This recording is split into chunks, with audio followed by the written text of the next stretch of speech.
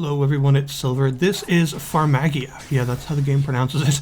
This is, well, you can't fault them for creativity because this is kind of an odd one. It's got a lot of sort of disparate elements of other games, but not enough from any one of them to feel a lot like it. So it's kind of got some Monster Rancher in there and perhaps a little bit of Harvest Moon and maybe a little bit of Pikmin, but it doesn't really feel like any of those games. It actually plays like a sort of action RPG with a kind of swarm-based combat system, and the game is sort of split into multiple different gameplay segments depending on which part you're interacting with at any given time. But first off, how the game looks, because there's something kind of specific about its art style that's worth mentioning. So it's got a very anime-esque art style, obviously, but it might look kind of familiar to you depending on how much you've watched or read throughout the years, and that's because the character designs and everything for this game were done by Hiramashima, who is the guy that made Rave Master and Fairy Tales. So you can kind of see some of that DNA in the character designs and stuff for this game. The characters, especially the ones that are in your party, they definitely have a kind of fairy tale-esque look to them. So that's pretty cool. I like the fact that they got a sort of well-known manga artist to actually make the characters. The game does suffer a little bit though in terms of its environment design. The environments are very linear, very narrow and closed in, and they don't look that great. They look okay, they're fine for what they are, but nothing about them really stands out in comparison to the really colorful and creative character and monster designs. The environments are a little bit simplistic, a little bit low res in comparison to that, although I will say as you go through the game and unlock more of the continents to go to, the environments do get better looking as you go. So the idea here is that you are a Farmagia, or rather a party of them, and these are basically people who ranch monsters. They grow them in the ground like crops and then harvest them and then use them in battle. So a large portion of the game is a farming section where you have a farm to take care of and you plant the seeds of various different kinds of monsters and water them and harvest them in order to bulk out your army of monsters that you can take with you in the mazes, which are the battle sections. And in between the farming and the mazes, there are a couple of other sections to do things like training up your monsters to improve their stats and levels, or going to shops to craft or buy various things you might need for growing more monsters or improving them in different ways. And then there's also a lot of story and stuff in this game. There's a surprising amount of story scenes and things. Many of them are fully voiced, so there's actually quite a lot of voice acting and just story content in general, more than I was expecting. And there's also a lot going on in the combat that I'll have to explain. It's a pretty complicated combat system, actually, and the overall game's controls do take a fair bit of getting used to. They're just a little bit unusual. I wouldn't call the controls bad by any means. They're just a little bit unorthodox. So you gotta start out in the farm segment, and this works in a very similar way to like your Harvest Moons or your Stardew Valleys of the world. You just dig in places and plant seeds and water them and they grow. And days, in this case, you can choose to advance a day whenever you want from the menu, or it will advance a day whenever you actually go to a dungeon and come back. So the story will advance days as it goes. There are several different kinds of seeds that you can plant. You have battle buddies, which are the things that you actually take with you, and then you've got research buddies, which you don't actually take with you into battle, but do have a battle usage anyway, and they also give you research points, which is like a big, huge skill tree that you can spend these points on to improve your various capabilities. When you first start out, your farm will be really, really small and will have a bunch of crap in the way, so you'll only be able to grow a couple of things in it at a time, in like straight rows, basically, nothing that takes up more than one space. Basically your simple battle buddies, because the normal battle buddy seeds all grow in one day and they only take up one space to grow. However, there are 3 different kinds of research seeds, and these take increasing amounts of time and increasing amounts of land to grow them. You have some that only take 2 days to grow that also only take 1 space, and then most of them take 3 days to grow and they take up a 2x2 grid space, and then the biggest ones take 5 days and a 3x3 sort of 9 square space. You also have an FP limit. This is your stamina, and this will be very limiting at first because pretty much everything you do on the farm takes up FP. And the only way to get it back is to basically advance time, to go back and do like a maze or something like that and then come back. Harvesting battle buddies will add them to your farm immediately, and there will be an inventory that you can pull from to take with you into battle. If any of them die, you have to replace them with new ones, so this is why you want more than the minimum amount that you can take with you. And if you're maxed out on that particular type, then harvesting more of them will auto-sell them and give you some money in return. The research ones, however, they are always sold. They're not put in an inventory of any kind. And the first 3 times you harvest them, you will get a research point for it. So in order to sort of complete the research on each of them, you need to grow 3 of them.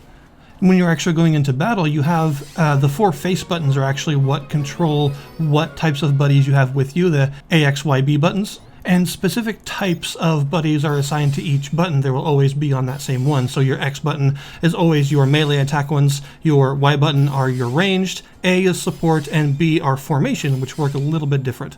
In battle, you roam around the maze areas, and it works a little bit like a roguelite, actually. You have several different places to go through that'll have different threats, and you gotta battle them. And when you're battling, you simply hold the button down, and you'll send those monsters out for an assault, and they'll attack whatever enemy you're facing at the time. So just the longer you hold it, the more of them you'll send out.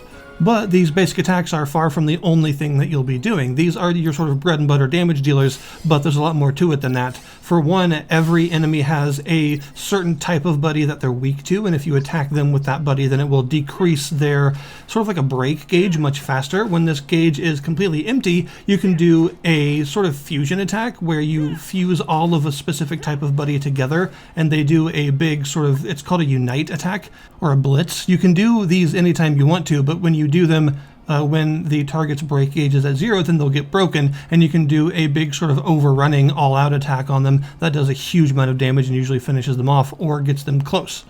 These unite attacks are also what those research buddies that you've been growing are for, because every type of buddy that you can bring into battle has a sort of default union attack that they'll do, but you can also choose to change their form to any of the research buddies that you've grown 3 of, and it will change how the attack works and also give their stats a boost.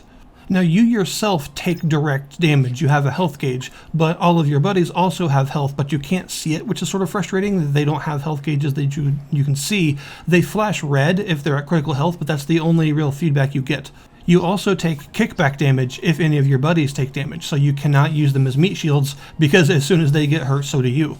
Whenever they take enough damage, they'll get knocked out and they'll stop contributing to your fight, and you have to actually walk up next to them and sort of revive them if they ever get knocked out. However, when they're knocked out, they'll start taking health damage, so enemies do not stop attacking them just because they're knocked out. They'll keep damaging them, and if they do this, eventually they'll kill them, and at that point then they are permanently gone from your army, and you'll have to try and beat the rest of the level without them, and eventually replace them with more from your stores once you get back.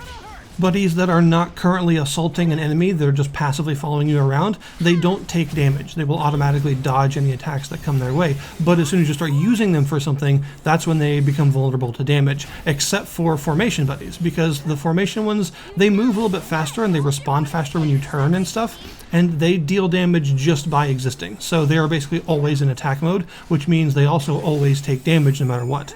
You also have a block, and this is pretty important because it's not just a block, it's a nice 360-degree shield that lets you block almost any attack, but it also unassigns everybody from attacking as soon as you press it, so it causes them all to come close to you and sort of crowd around you. So you can use this not only to block attacks, but also to recall all of your monsters and get them back in a safe position next to you, unless of course they're knocked out, in which case you've got to run up to them and revive them first. And what you ideally want to do is use the block as a perfect block, like a parry, because if you put it up just before you get hit by an attack, then you'll do a perfect block, which will make sure that no one takes any damage at all, and it will also do a bunch of damage to the enemy's break gauge whenever you do this. And there are some monsters that you basically have to do this to in order to beat them, because their gauges deplete pretty slowly normally, and they attack very aggressively, but you can repeatedly press the block button just before you get hit several times quickly in a row to deplete their gauge much faster, as long as you keep getting these perfect parries. There are unblockable attacks. The enemy will flash red right before they use one, but you can do a counter for these instead of blocking it, where if you use one of those Unite Blitz attacks from one of your monsters fusing together, if you use it right before they do the attack, then it will counter it, do a ton of damage to them, and also do a bunch of break gauge damage too. So it's something that you want to do as often as possible, but the timing can get really hard because some monsters attack a lot later after the red flash, whereas some of them attack almost instantly after the red flash. So you're going to have to learn the patterns of each monster in order to be able to use this counter effectively. It's probably one of the trickiest things you can do, but it is really powerful when you pull it off. So in addition to all this stuff, all these moving parts that you've got going on, you've also got a combo system where doing damage will increase this combo meter that will increase your damage and give you other bonuses as you go. You've also got a fusion gauge that fills up, that big sort of circular gauge on the right side of the screen. That is a huge fusion attack that causes all of your monsters to fuse together into one giant monster and do like a screen clearing attack. And in battle, you've got to juggle all of this stuff. You've got to sort of know when to press the attack and when to draw back and defend and when to perfect parry and when to use all those union attacks and stuff. There's a lot going on here in the combat system. It does have a couple of issues. The game is a little bit rough around the edges in several ways, but one of the biggest issues in the combat system is that lack of feedback for how damaged your creatures are. They do flash red, but only when they're about to die, and also good luck seeing an individual creature flashing red in this combat system because there's just stuff all over the screen all the time, so it's really hard to notice one or two of them flashing. But also, many of the more threatening monsters, the ones that are more likely to knock out your creatures, they have really large collision boxes around them that can actually prevent you from getting to your creatures to revive them, or can push you around or get you stuck in corners and stuff because they all have these really big invisible boxes around them that are super obvious when you get close to them. It is a real problem sometimes. But in addition to all the farming and the battling you're going to be doing, there are also a couple of other layers to take care of. For one, you have to increase the strength of your monsters. So all of your buddies have a level, and they also have stats. And the higher stats, of course, give them just better performance in battle, but also all those research buddy transformations that you can change them into, those take certain stat thresholds to equip. And the way that training up monsters works is you just go to this training menu and there will be different parameters that you can train up, and each monster has its own list of parameters that it's better at training and you'll get a better return for.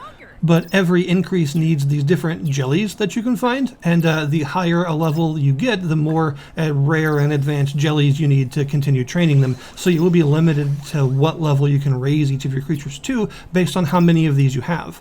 And also, as you do multiple trainings in one session, the monsters will lose motivation, and the lower their motivation, the less of a stat increase you get per each training gel spent. So you want to keep it as high as possible. You can feed them various treats to increase their motivation back up, and every monster type has a preferred treat they like most.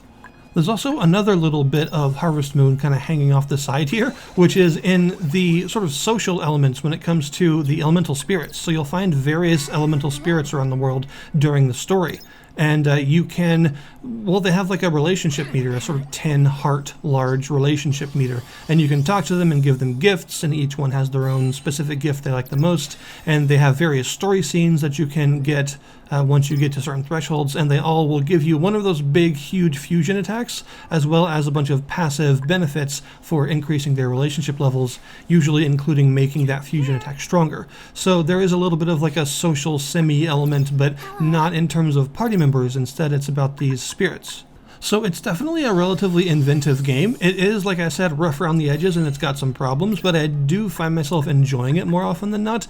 Some of the issues are just the simple things that I mentioned, like the really big collision boxes around enemies, or the fact that you don't get very good feedback in battle in terms of how much health your creatures have. Some of them are bugs and stuff, though. I've encountered several bugs, none of them that have been bad enough to prevent me from progressing, but there still have been bugs, like enemies sinking into the ground, bosses not spawning correctly at first and taking a minute to show up, getting stuck in a corner behind a rock, or having enemies on the radar that don't actually exist, and some other things like that. So the game is a little bit rough still. But despite the roughness, I do think there's still some fun to be had here, mostly just because of how unusual mechanically it is. I don't think I've ever played anything that's quite like this, and it does make for a pretty interesting action RPG experience with a lot of stuff to raise up and do, and it'll keep you occupied for a while, I think. So if it does look interesting, then feel free to check it out below in the link. The Steam store page will be down there. Thank you guys very much for watching, and I'll see you next time.